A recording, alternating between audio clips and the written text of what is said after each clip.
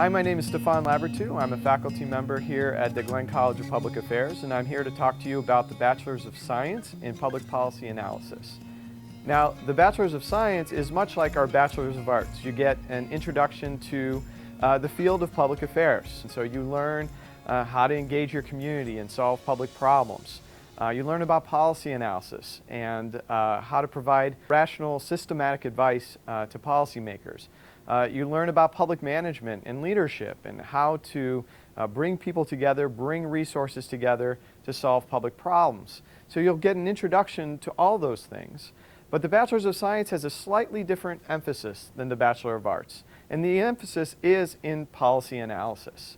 And in particular, the quantitative aspects of policy analysis. So these days, data is everywhere. And the amounts of data that we have is growing rapidly. And the tools we have to analyze those data are proliferating rapidly as well. And so if you really want to solve public problems via policy analysis, you need to understand those quantitative tools so that you can analyze those data and help decision makers solving public problems. That's the point of the Bachelor's of Science in Public Policy Analysis. So although you get the same core curriculum, you're going to have a little bit more background in math. You're going to have a lab science, for instance, in general education requirements.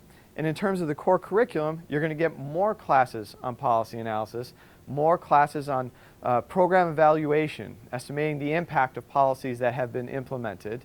And you're going to choose from public finance and economics courses that folks in Bachelor of Arts may not need to choose from when they complete their degree.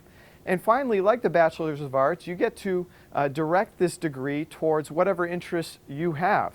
And so if you want to do quantitative analysis in terms of creating beautiful maps that show how problems are dispersed throughout the country, well then you can take a class in GIS and go in that direction. If you want to apply policy analysis to education policy, you can have a specialization in education policy. You can do all those same things, but again, the emphasis is on policy analysis and in particular, the quantitative aspects of policy analysis.